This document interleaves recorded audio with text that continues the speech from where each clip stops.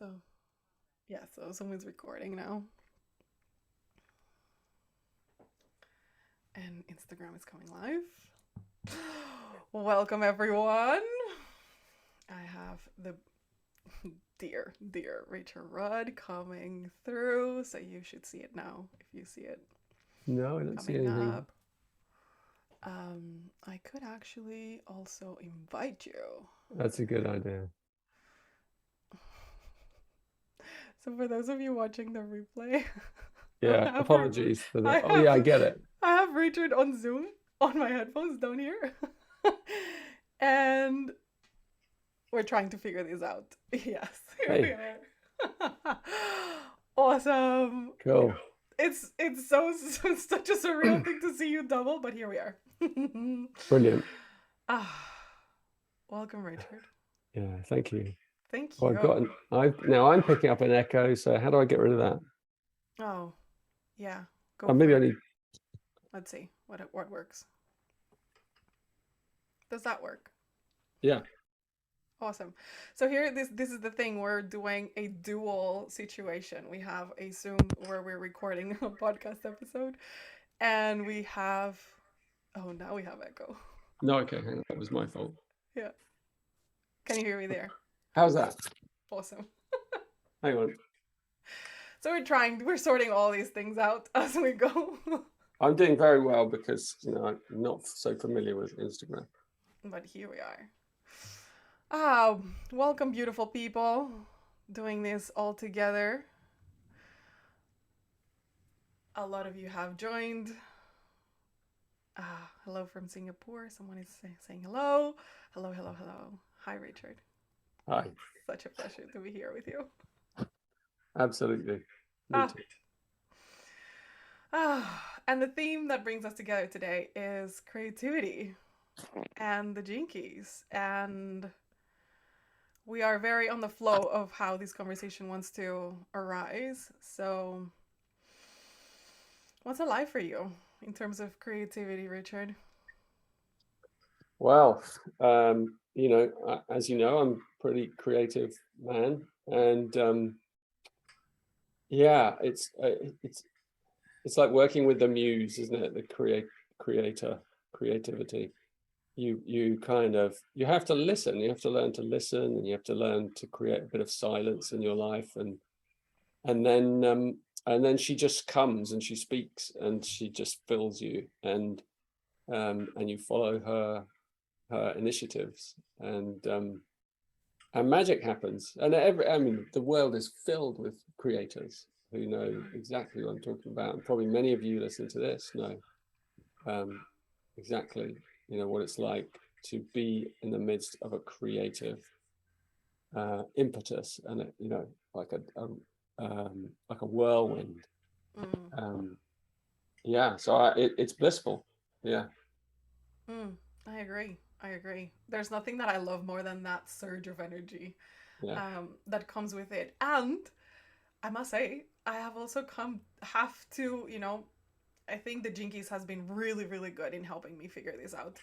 But especially that those cycles. Of course it's beautiful when the muse is there and you feel like you're enchanted and you're dancing and it's all these like really juicy process. And then there's also a part where it's quiet and there's nothing. Nothing. And and I remember the first time I read Jinky 1, um and the description about that numbness and how those cycles of sort of like nothingness are part of what holds the rest of the allness, right? That gave me like such an exhale because for the longest time I was like, I made it about myself. I made like that something was wrong with me, like how am I able to sustain creativity if I keep entering these like down periods. And a lot of my own process about unlearning the stuff that I had learned around creativity was to see that creativity is as much as the doing as it is the being, right? Mm, Um, so yeah. yeah. I think you're right. It's as much about the silences Mm, as it is about the notes. you know, and in many ways more so, because like if you look at like the Oriental approach, like the Japanese really understand this well, because when you look at traditional Japanese art, for example, or calligraphy or things like that, what you see is that it's sort of 80% emptiness, 20% content. You know, and we look at that for, you know, and there's music that's like that as well. And we look at that in the West, and ours is opposite in a way. We're like content, content, content, very little emptiness, you know, and so the balance is, you know, the ideal balance is 50-50 or something around there. I mean, you've got to find your own wild balance, I think, for each creative endeavor. But, you know, it really it is in those gaps between the atoms that magic happens. So we do have to, you know, part of the environment for creativity is, you know, a kind of, you've got your mic in the way now. Yeah. No, yeah. It's a kind of, it's a kind of, as you say, it's a kind of deadness, or it could even be a sort of anxiety in us, where we could feel like, I'm supposed to be doing something. I'm, you know, that feeling of a little bit anxious. And actually creativity is a really healing balm in our lives. And I think it's underrated as one of the most healing powers in the universe. You know, so many people who are feeling ill, or you kind of feel overwhelmed, or you have some kind of mental illness, kind of, or it's an anxiety, or it might even be a physical ailment that's dogging your life.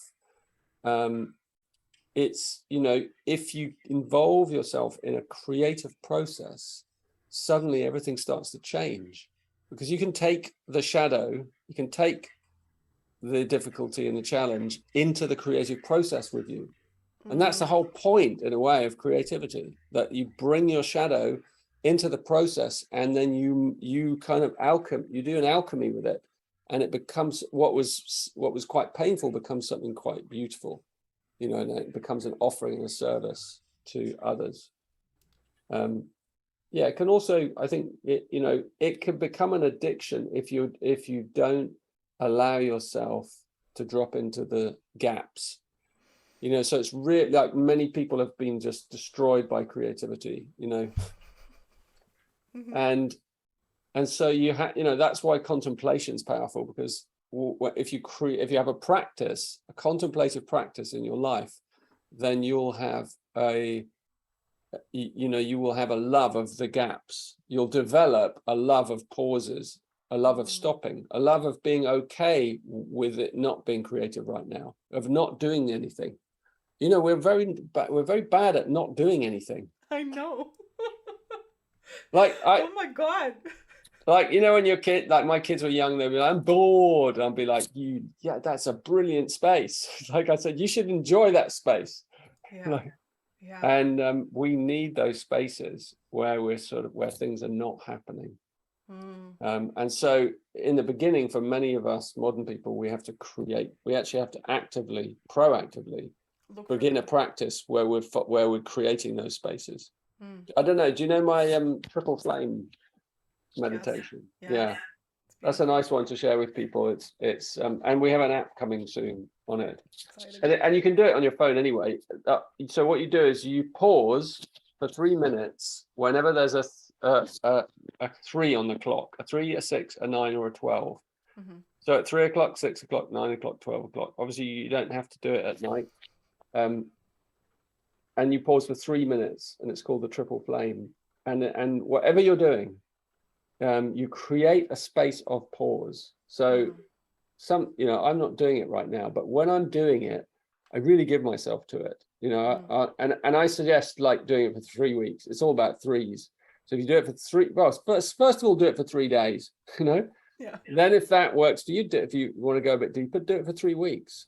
And what, you know, I could be driving along and it goes off, and I'm like, oh, so I try and find a place to pull over, and even though I might be a little bit late, I still take my 3 minutes.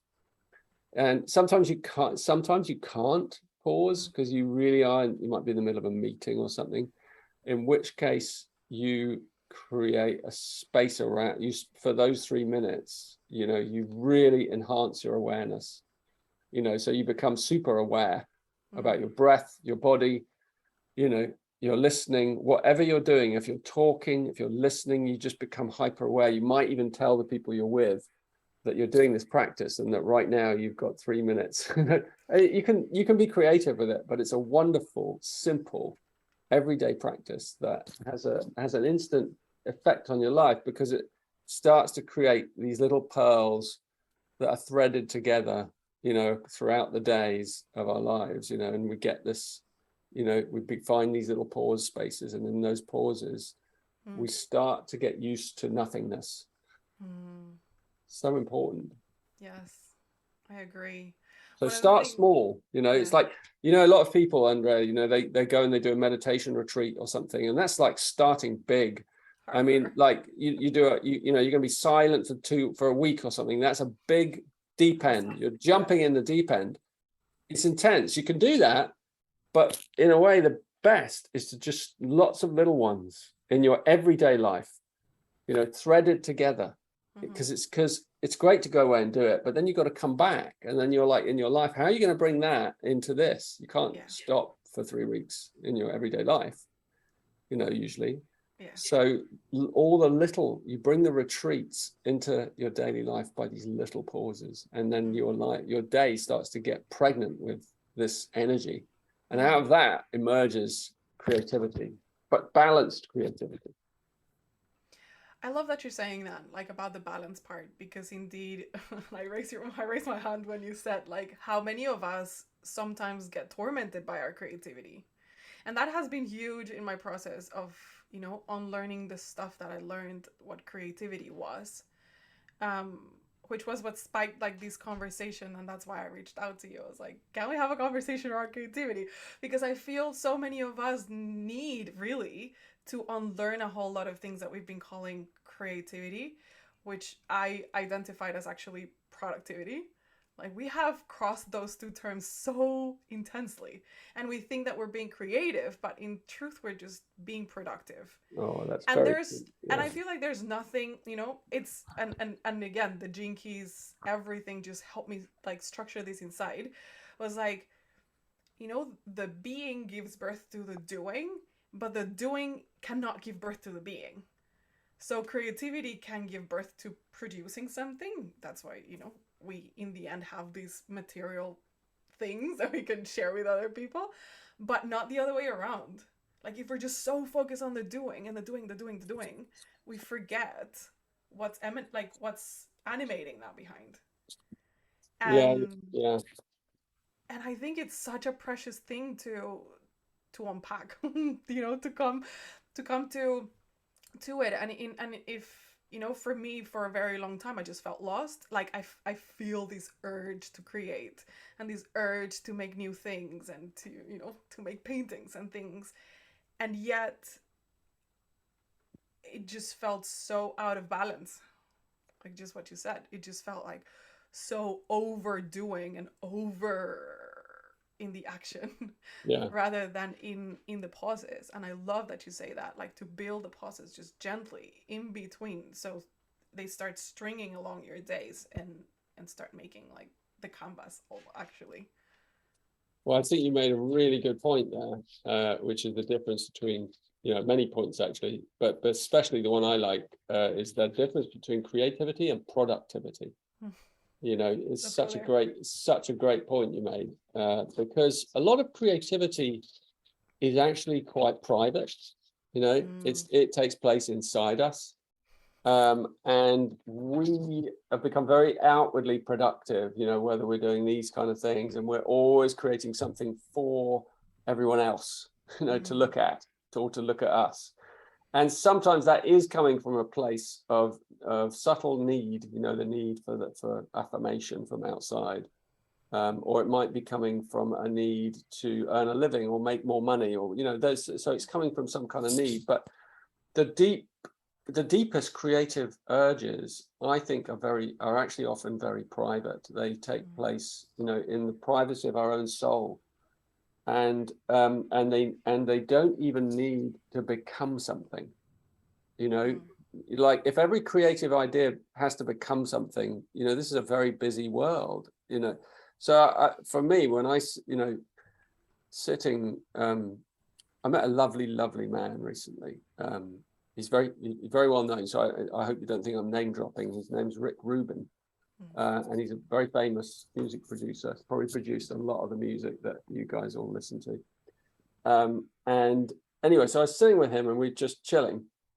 And we were talking about creativity, and we were talking about this notion of, you know, just the privacy of one's own inner world, and I was saying how I sit in the mornings and inspirations come to me as I'm sitting before I wake up early, before anyone else is up. I have little teas, you know, and I just drink my tea and I sit quietly in the silence of the dawn before anyone else is up, sometimes before the birds are up. And I sit there in the silence, you know, at the beginning of the day, and things just kind of come, like that the muse is just so alive at that time of the day. And, you know, sometimes an idea just pops into my field, and I feel its pregnancy, and I feel its power, and I feel like, wow, I could follow that idea. I could make something of that right today. I could begin today with that idea, and I could nurture it and grow it, and it would just have an impact, and it would reach many people, and it would do so much good, and people need to hear and know that. And I'm sitting there, and then I just go, yeah, but I'm not going to do it. And I just let it go, and it's gone. And then another one comes, you know, another day, and I'm like, yeah, that's nice as well. Yeah. I just sort of think you can't do it's the field. The field is pregnant with creativity. There's so much we could do, you know, and so a lot of it is our own inner journey of actually just kind of being with the creativity and realizing we don't have to follow every single idea. I love that you're saying this. So we simplify, you know, we choose the idea that really resonates for us, you know, and it might be a trial and error process for some of us, you know, so we try a few ideas and some of them don't work, and then we get the one that just is absolutely the one. And we get more intuitive at choosing the right idea. And I'll give a tip for anyone who's like wondering, well, I don't know, what shall I do? I was going to ask. The tip is like, what's the greatest service, you know, that you could do, that one of these ideas, like what's the widest service it could have in the world? How, you know, and it's not about necessarily how many people it will reach, because there's ideas that are wide, and there's ideas that are narrow and deep, you know, and I love that.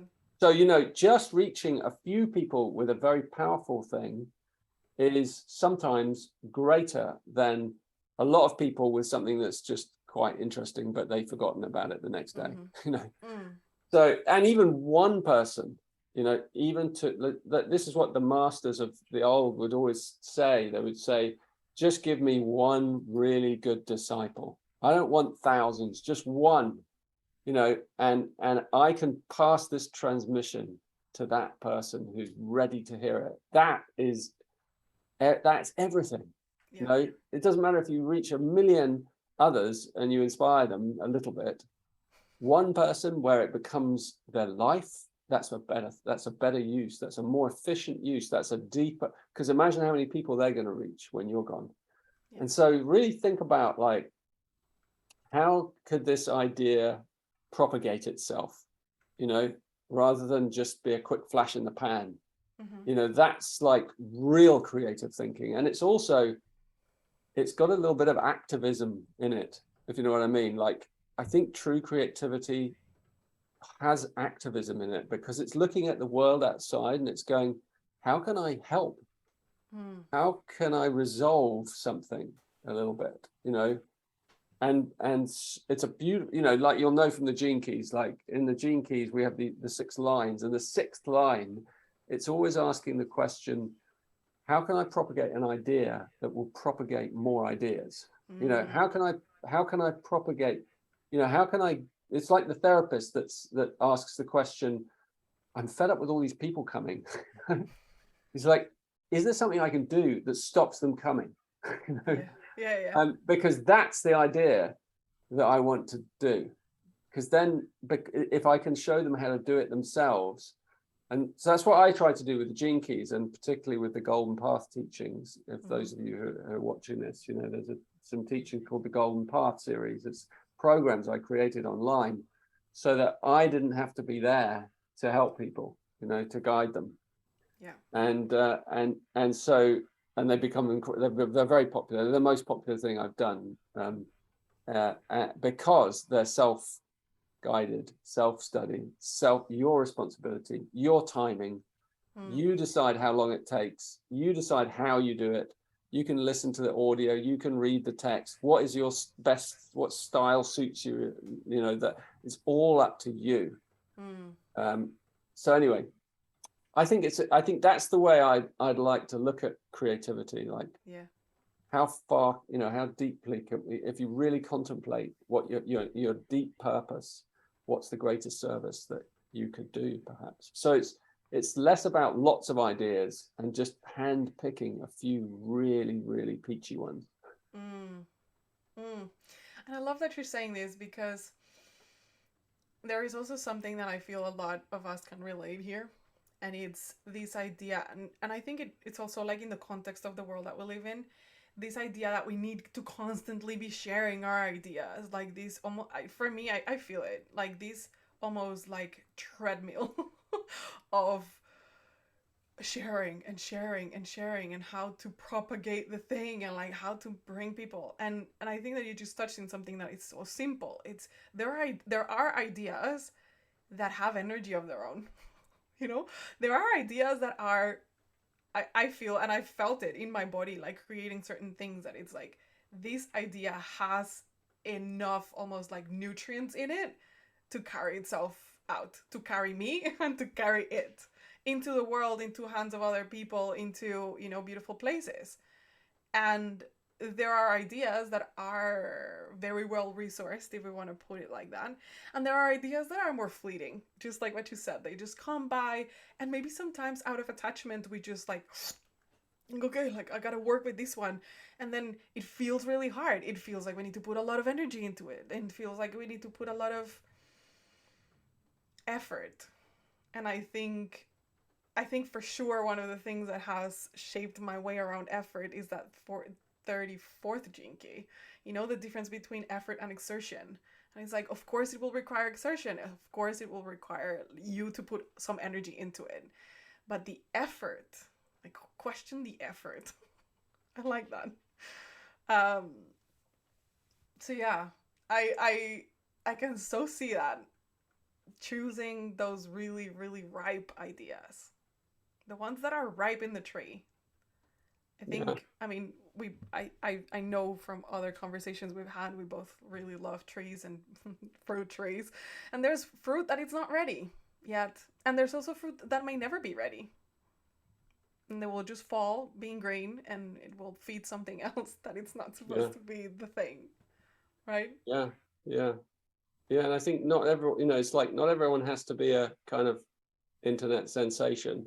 You know, not everyone has to, you know, be a big success. You know, what does that mean anyway? Like remember when I did the Pearl retreat, and I did these talks on prosperity without success. You know, I really loved that little naughty phrase. Like, it's possible to prosper without having to be an externally successful person, because prosperity is, is about being in tune with our creativity. And the greatest creators, they don't create actually for, you know, they create because they have to, you know, because they have this deep urge that's just, you know, it's not for being seen, you know, that's a byproduct. You know, one of my great people I love is a guy called Hambash Bella from Hungary. He's a writer. He's not very well known outside Hungary. And he wrote some masterpieces, many masterpieces. And a lot of his masterpieces were lost in fire. And, you know, just like like Shakespeare, like of that level of quality. And that's been the case in many times there were many beautiful artists or pieces of music that have been written that were pure genius, you know, by people like Beethoven or whoever, and they were just lost. Yeah. They've never been seen by any human being or heard by any human being except the person that created them. And I sort of feel like somewhere in the universe there's a place where all those exist, some kind of hollow in the universal time-space continuum where you might just drop into it and you go, here are all the lost pieces The of lost and found. genius. Yeah, maybe your lost socks is in another one, you know. But yeah, they are. And I love the fact that those, you know, that not everything has to be seen, not everything has to be heard. You know, you don't have to be, you know, this or that or the other. You can just be an ordinary person. That is enough. You know, if you bring creativity into, you know, you might be a mother or a father, or you know, you might be something really quite simple. You know, if you bring creativity into it, that is enough. You know, that is more than enough for the universe. Yeah. So I would love for people to relax a bit more. Yes, we do need that. And I think, I mean, I come from a creative background myself.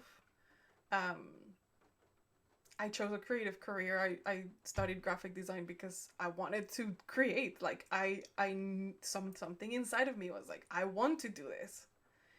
And yet, in the process of going through the education system and all that, what I realized was that I was not creating. I had lost that real sparkle of creation, and I was just doing a whole bunch of things that I felt like I needed to be doing. And that created a lot of unease in my body around it. And then I have like these push and pull, and I feel, you know, if anyone here also relates, just let us know.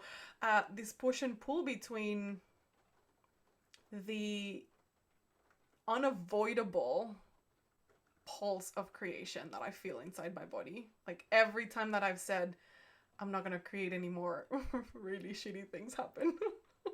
Like my life goes like down the drain very fast. That innate desire for creation, and then also that tension of like, but how, you know, like how quote unquote make it work. And I feel, and maybe we can, you know, circle that a little bit. I feel, for example, the pearl has helped me a lot to refine that, and I'm still very much in the process of figuring out what are those ideas that are really really worth choosing. I do feel like I'm one of those trial and error people. um, but yeah, I feel the Jinkies has helped me refine that and has helped me filter out through the noise and come back to my center bit by bit, pause by pause. Yeah. Well, I'm very happy to hear that. Yeah. So I can totally see how it, you know, for so many of us, it creates this edge of like, Yeah. Yeah. and at the same time, there are paths back into that quietness, into that silence, into that intimacy with creation. I ultimately, that's the thing that I feel, it's the thing that I want to experience the most, is like I want to feel intimate with an idea, like that I'm there, and that no one else knows. Like no one else knows. Like no one will see me, will know that that's the relationship that I'm holding so dear in my heart.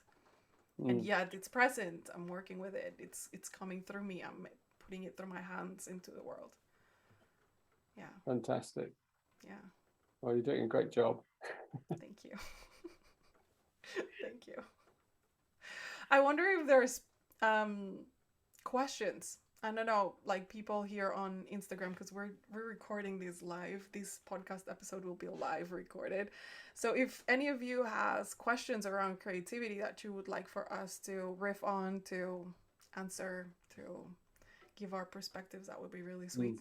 So well, while people are writing their questions, yeah, I'll just say a little pitch for the Dream Arc, because that's the most creative project I've ever been involved in. And if anyone's interested, if you go onto genekeys.com, my website, and have a look in under courses, Dream Arc, and you'll see, if you go in there's lots of things you can watch and click on it, and there's the videos on YouTube and stuff, and they give you a real sense of like, wow, this is a creative project. That, I mean, it took 3 years or more to create, and it was created by hundreds and hundreds of artists, musicians, trauma therapists, indigenous elders, you know, singers, songwriters, you know, you name it, and just so much richness in the program itself, you know, which is all about animals and the kind of symbolic meaning of animals in our life and in our dream life, and so there's a lot of ancestral indigenous wisdom in there, but yeah, it's really cool. It's really cool. I really recommend it as a massive creative explosion in your life. If you're ready for that, you've got to do that course. I'm in the middle of it right now. I'm in there. I'm in the forums. I'm talking to people, and you know, it's like, it's rich. It's big. Yeah. I'm signing up for that one. Yeah. So we have here, someone asked, what do we do when we haven't been creative for a long time and I feel almost numb to the spark? Thank you for your question. Thank you for that very tender question. You know, it is a tender question, because, you know, you're describing a state that is very known to many human beings, and it's like being in that numbness or being in the darkness. You know, it's like the flame of creativity, of life, has become faint, has become thin. It's the flame of our soul, really, has become faint. And so we have to find a way to contact our soul light again. And that requires, you know, and the soul light, you know, there's not really a set technique. There's no course for that, you know, because the soul light is so subtle. You know, it's the most powerful thing in the universe, because it's the eternal part of our nature, right? But it's a vast part of who we are, and we're just sitting at, like, on the tip of the iceberg. We're like, here, this little tip of this iceberg, and underneath is this massive soul. So how do we contact that, you know, through that little flame? Such a great question. There are ways, you know. Like, I can give you some little, you know, my little book on contemplation, by the way, it's got a lot going for it. In the back of it are lots of little contemplative techniques, and so it's called The Art of Contemplation, the book, and it will help you with that, the answer to that question, because it gives you, you know, lots of little simple techniques. But I can give you some that really work for me, and I explained one earlier. Like, light is essential to creativity and beauty. It's all about light, and our soul is about light, but it's not bright light, it's subtle light. Like, so the soul light is dawn, dusk, candlelight, starlight, moonlight, fire, you know, flames. You know, these are like, the closer we get to those lights, the closer we get to the soul light. So it's really good to spend some time in those lights. So you kind of, in a way, you either have to be up early in the morning, or you're up in the night under the stars, or you're another great place is in watching the light in the leaves, you know, in the woods and things like that, watching the natural play of light. Really focus on light. Start to look at light, you know, in all its, and shadow, and the way it plays through your life. And you might have to change some of your rhythms, you know, because if you start to, like, let's say, one of the amazing things you can do is watch nightfall. You know, it sounds like a simple thing. It's a very beautiful practice. And in indigenous cultures, it's just what they do, because you know, they finish the day, so they sit and they hang out on their step, or, you know, in by the river, or together, and they've lit the fire, and then they just hang out, and night comes, you know, and it's very beautiful when night comes, because the sound changes, and you need to give it like maybe half an hour to 40 minutes to really kind of get the transition, and then the sound changes, and then the night creatures start to flutter and rustle, and the temperature drops, and and the light just becomes magical. Even if it's a little bit rainy, also it's still magical. Yeah. And those lights, those experiences where you're connecting back in with the transitionary light of nature, that directly talks to the soul of our creativity. So the more time you can spend in those changing transitionary periods, dawn, dusk, moonlight, candlelight, light, go to bed with a candle, wake up with a candle, say a prayer with the candle, say a blessing with the candle, be with the candle. It's like these are just powerful messages that talk to our soul and start to bring our soul alive. And then the poetry of our soul starts to come out, and the music of our soul. Music and poetry are another great ways, of contacting the soul light, as is dance, as is doing things with your hands, doing like right brain things with your hands, like learning a craft or a new art or drawing or painting, or these are like just all you can do, little things. Go outside and touch things. Sounds silly, right? Oh. But we in the Dream Art program, this is all we talk about the whole time.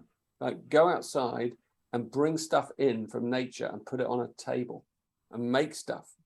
You didn't have to make stuff, just look at it, but handle natural materials. These are all ways of contacting the soul light inside us, and then that soul light starts to grow, and as it grows, creativity returns to our life. It's a funny answer, really, isn't it? It's like, wow, that's so simple. Definitely. There are other ways, but that's a really good way. Yeah. What I was gonna add to that, how I feel I have found my way back, answering to your beautiful question. Yeah, great. Add some more. Yeah, it came to me through like just asking myself what I loved to do as a child. What was like one thing that I would do? And sometimes you can remember, sometimes you don't. If you have people around you that can help you answer that question for you, like, oh, maybe you were just so into, I don't know, creating your own worlds and making your own plays. Okay, so that's a thread that is worth exploring. For me, I have very vivid images of going everywhere I went with paper and markers. So then I bought myself a drawing pad and some markers, and that started being a thing that I cultivated for myself. I feel also when what you're saying, like the creativity really feels like really dim, doing something for you that is just for you.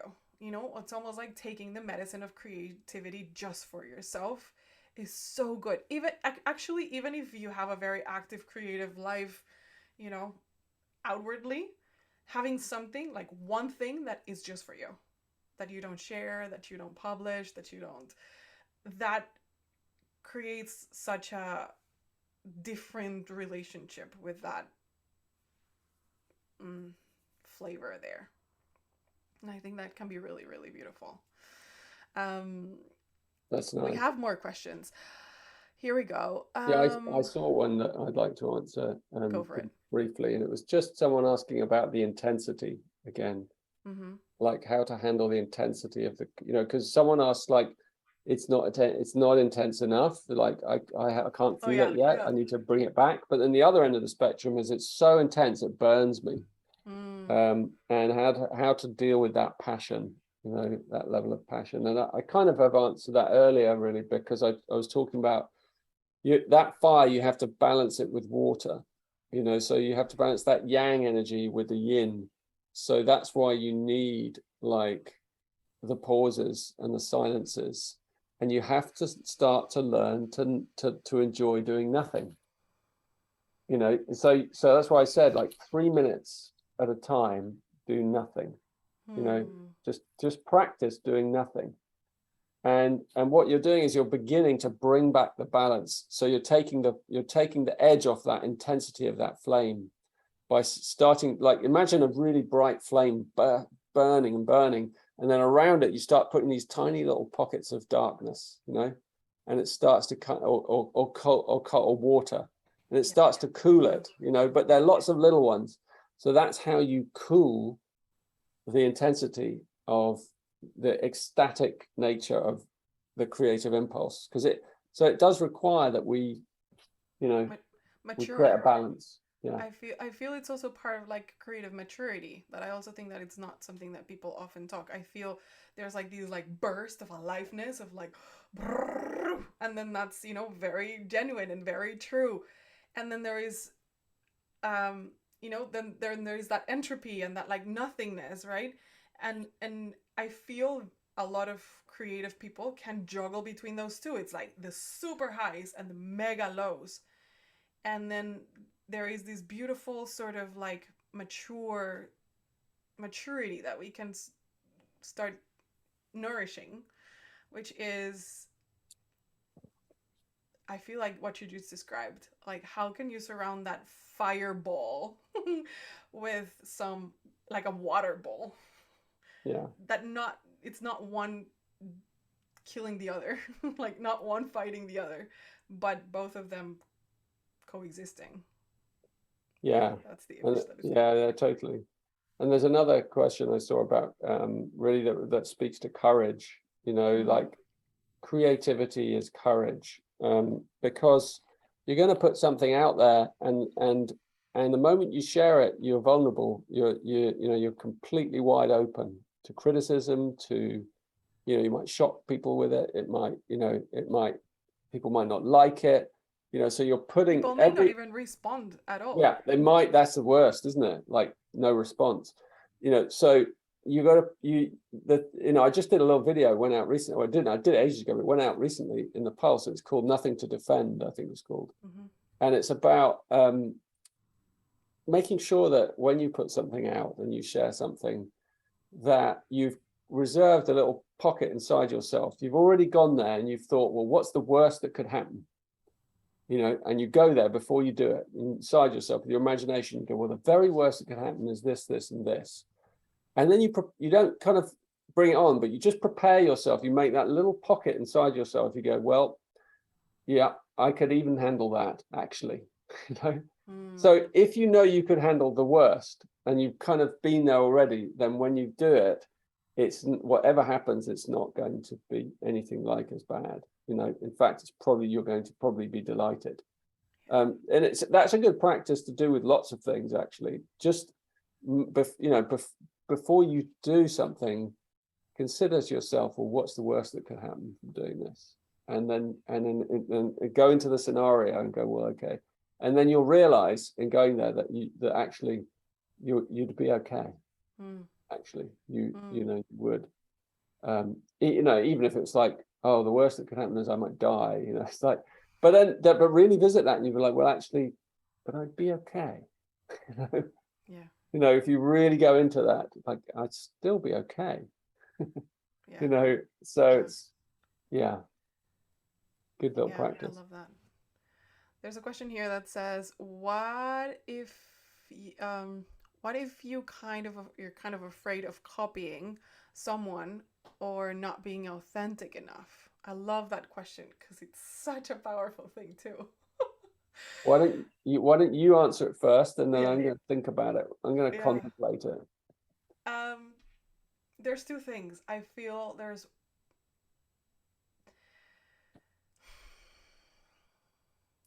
is the mimicking that happens as a learning curve.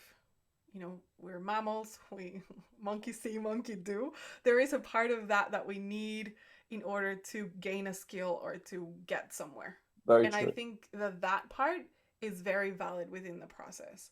Then the other thing that I think might be also at play there is how much of the stream that you're receiving, you're like, how much are you actually allowing yourself to receive the stream of your creativity, rather than like being like all eyes open into what other people are doing, and then let me like grab that and sort of reshape it and then like put it back out. Brilliant. I think that is the two distinctions. There's part of that is going to be like our learning skill or requiring a skill or refining, learning a little bit of the language, whatever the thing is. And I feel that that's very valid.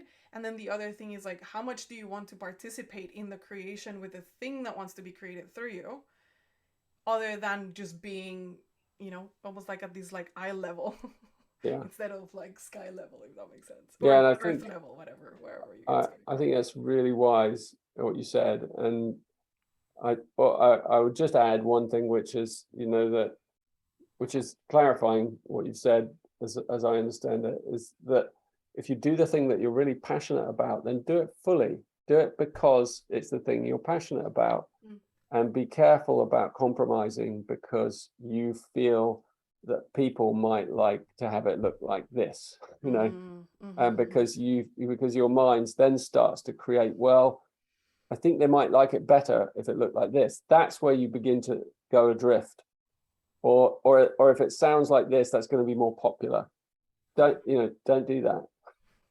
Do the one that you want it to look like, the one that you want it to sound like, the one that's authentically flowing from your core. That is guaranteed to find its, the way of least resistance in the world, and reward you the most in some way, even if it's just the reward of, wow, I feel really proud of that, as opposed to something you've kind of, shifted it. I mean, I was doing, I love like carving things with my hands, out of wood. And early on when I was learning, I would go on these workshops. And I remember going to a big workshop where we were learning how to carve spoons. And it was like 3 days of carving spoons from real experts from around the world. And I remember, having this piece of wood, and I was working away at it, and it was a really beautiful piece of wood, but it was hard and it had knots in it, and it was like, but I was working with it, but it was hard, like people around me were finishing theirs, and I was like still on this same thing, and I was like, it's really like I'm really struggling with this, but I like wanted to stay struggling anyway. So I went to ask, and there were lots of problems in it. And so I went to ask the teacher, who I really respected because he was an incredible man. And I just said, look, what do you think, look at this, and what do you think I should do here? And he looked at it and he turned it over and he just said, I think you should just start again with another piece of wood. Because he said, this is a nightmare, and I was really shocked. I was like, oh my God. And I sat there and I really admire him for saying that, but I also completely ignored him. And I stayed, and I thought, well, I'm going to stay because I've been doing this for 3 hours. I'm going to stay with it. And I stayed with it. And you know what? It became the best one I'd ever made. And I was so glad I overrode the teacher's advice. And it takes courage to do that. It's like override what you think something should look like, and just follow your own spirit. Have the courage. Sometimes people say those things without even realizing, just to test you. That was the to case. see like how much are you willing to keep going. Yeah. That's a great question. Yes. There's another question here. Maybe we can just do a couple more and then we wrap up. What do you do to handle if you feel a little bit afraid of your creativity?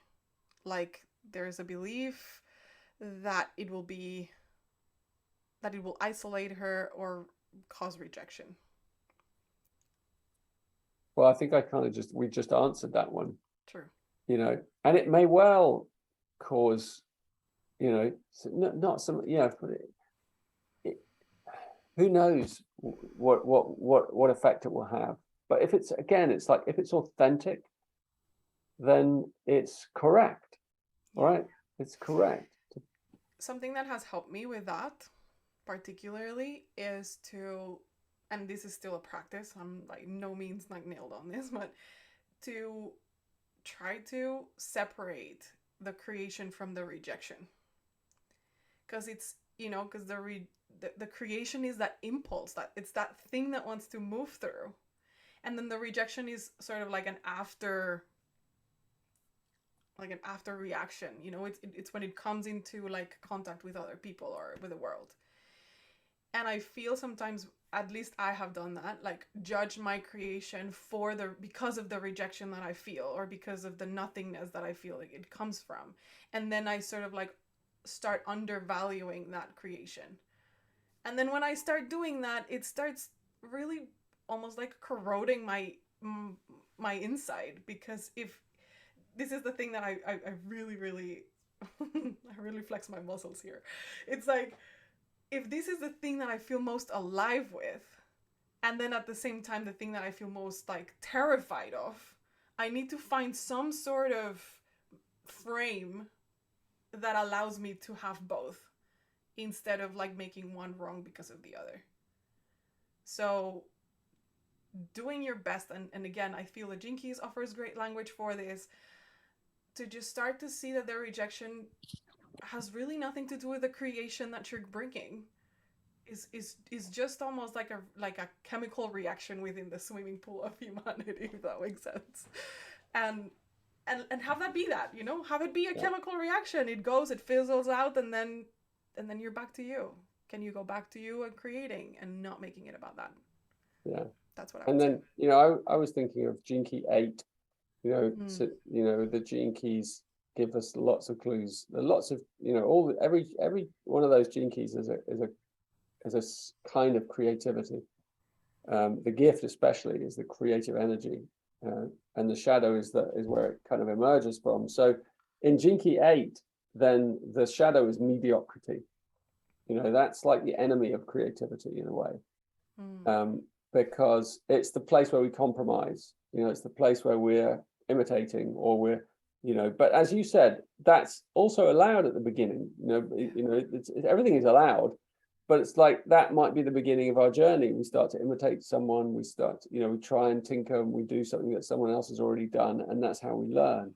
And then the gift is style. It's like about finding our own style, our own authentic style, and that's in anything. Like if you're, I don't know, if you're a tennis player, or a sports person, or a runner, you have to find your style of running. And you'll go to running professionals and experts, and they'll say, well, you run like this, your foot needs to fall like this, and then you wear these shoes, and and they give you all this expert knowledge based on scientific research, you know, and statistics. Yep. And yet you have to find your style that's unique to you. And it might, you know, some of the greatest sports people have the weirdest styles, you know. I mean, really weird. Like I was a golfer when I was young, and I remember some of the most famous golfers, they had the weird, like the most ugly, weird slashing kind of swings, and you'd like be like, how does that ball, how does he even hit the ball? And they were like world champions, Yeah. because they trusted that's their style. And they had, and it's same for all of us. We've got to find, you know, what is our style of moving, what's our, you know, and it might look it might be a bit awkward, you know. It might not be a perfect, like clipped, like, you know, Roger Federer perfection. It's, you know, it's going to be wild and just different. And so really trust in your own style. And then the highest level, the city, is called exquisiteness. And that's when you've polished your style, you know, over many years and years, and you really start to trust in your style. And then it becomes totally exquisite. It becomes a diamond, you know. It becomes something really, you know, so unique, because it's never ever been seen anywhere else, you know. So, and again, that can apply to anything in your life, absolutely anything. Everything can be done in a creative way. Even the most mundane things can be done in a creative way. And that's, you know, that's how the great, you know, spiritual teachings entered into the mundane world. Like, it was about mastering life, you know, the way we move, the way we wash the dishes, the way we are with each other, the way we are in our relationships.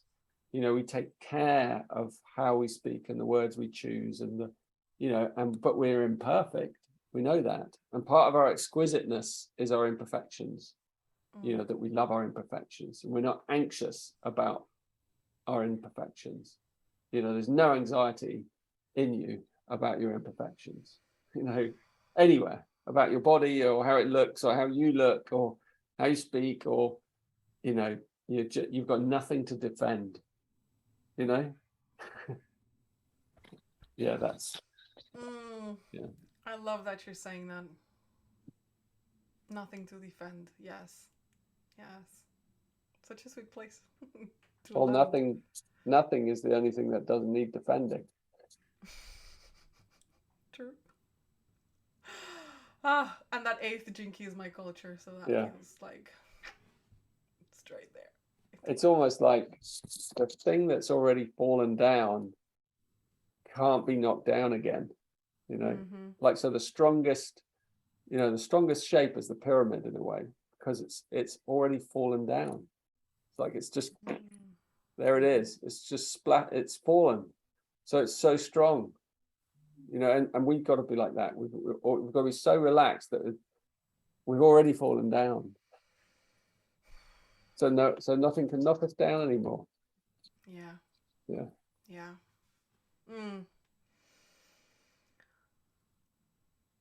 Is there anything that you want to close with? I have just something that popped for me, but if there's anything that you want to close with.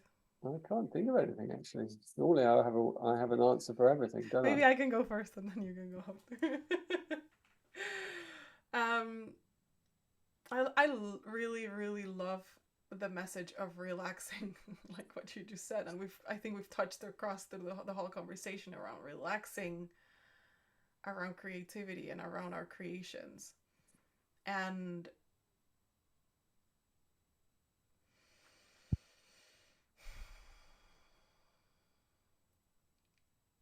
even just that deep breath is like, oh, you inhaled something, you inhaled creation, and then you exhaled it, and maybe something happened, maybe nothing happened, maybe something beautiful arose from that, maybe it was just a quiet moment, and then that pulse of of rising, creating, blooming, and then decaying, and then nurturing the ground again to create again. One of the things that has also been really, really good for me has been to move to a seasonal country. Like I was born and raised in Colombia, and I lived there until I was 25. And it is very interesting to live in a place where there's no seasons, where it's green, lush, fertile the whole year round. And to move into a country where it actually has seasons, like the Netherlands, and be here and see the seasons, it has helped me so much to tune into those internal creative patterns that I feel like if I was in a place that was constantly fertile, green, blooming, of course in different times, and each plant has its own tempo, but it's constant. And moving here has helped me see my internal patterns with that. So I also would invite you to look into nature always for references on how to live or move, or find your way with your creations. Yeah, I love that. That's right up my street. It's it's again what I can end by bringing it back to contemplation, the art of contemplation. I've got a lovely little course, by the way, on genekeys.com called the art of contemplation, and it's a very short and simple and affordable, sweet little course, and it's slightly under discovered. And it's just on the courses page, the art of contemplation. I think it's $45 or something, and it's just exquisite. I think it's and in it I read the book in installments, but it has little contemplations and some beautiful meditations and some little tasks for you to just do in your daily life, and it's very thought-provoking and slows you down, and it wouldn't take long even to do it. Nice photos as well. But it's in it I talk a lot about like the process of the contemplative way, and if you're able to become a contemplative person, in the world. You know, it might take you a few years to really fall in love with it, but if you do become one, everything will, all nature and people around you will kind of come towards you, because they'll want what you've got. You know, like they won't, you know, they'll be that, they won't want like millions of dollars. They'll be like, what is this thing you've got? It's like, how do I get that? Yeah. That is more precious than any success or any achievement, because it's not really an achievement. It's just a deep sense of our own humanness, and a deep, I guess it's peace. How many people do you know who are truly at peace? Yeah. You know, I mean, that's worth kind of considering, really. And contemplation is all about, you know, kind of seducing that peace out of life, out of your life.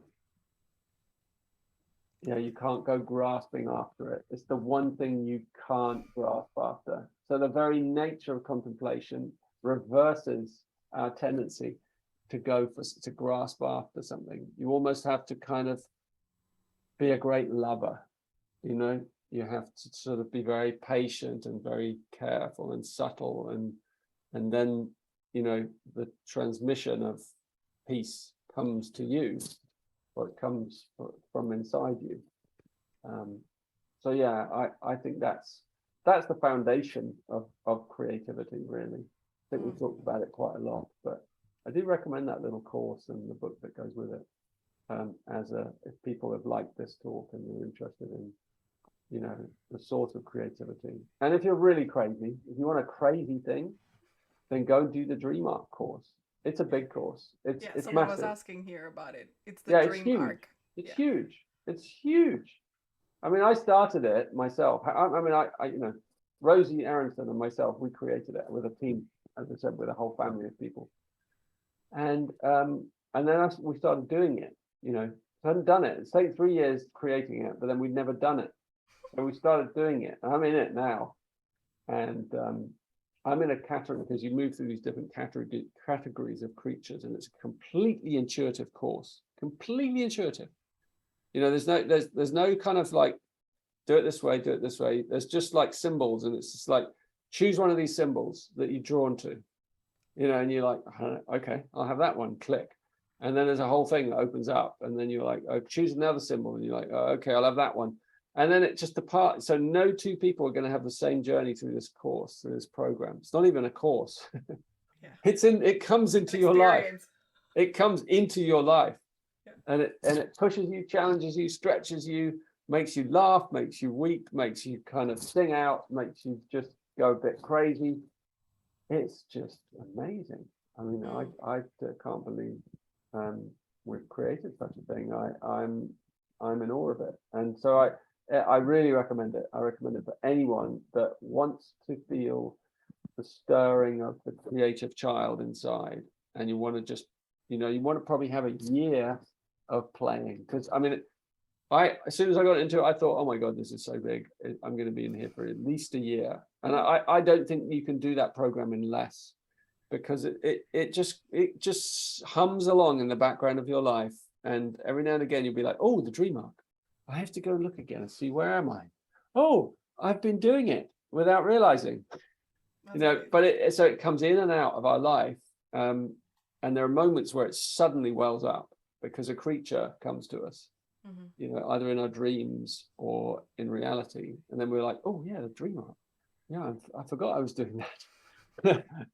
And some people, they're just really intense, and they're creating intense, beautiful things in their lives, and really giving themselves to the process. I'm a little bit more lazy myself, but I'm watching other people who are very like intense with it, and I really love that. But I'm not. I'm a kind of lazy learner, and probably like many of you guys. But it's epic. Please do it. Join the community. You know, we're global. We're mad. Just, you know, save up for it if you can't afford it. It's $300, or get a Gene Keys scholarship. You know, apply for a scholarship, we give scholarships. Yeah. You know, So but sweet. you should do it. All I can say is just, you should do it. It'll change your life forever. I will. I will. I will definitely go for Oh, that. Ah, and bless yes. you, Andrea. No, thank you. Thank you. Thank you for being here. Thank you for sharing with us all your wisdom. For all of you that have been here since we started on Instagram, thank you for your questions. Thank you for your beautiful hearts going up. Yeah.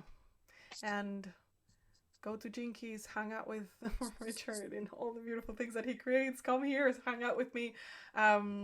Yeah, it's for me. It's all about the creation process, and if if I can support any of you in that journey, I would be delighted to do that. So thank you for being here. Thank you, Richard. Thanks, And Andrea. It's a pleasure. we will see each other later in another moment. So we finished Instagram. Now I'm gonna pause the recording here.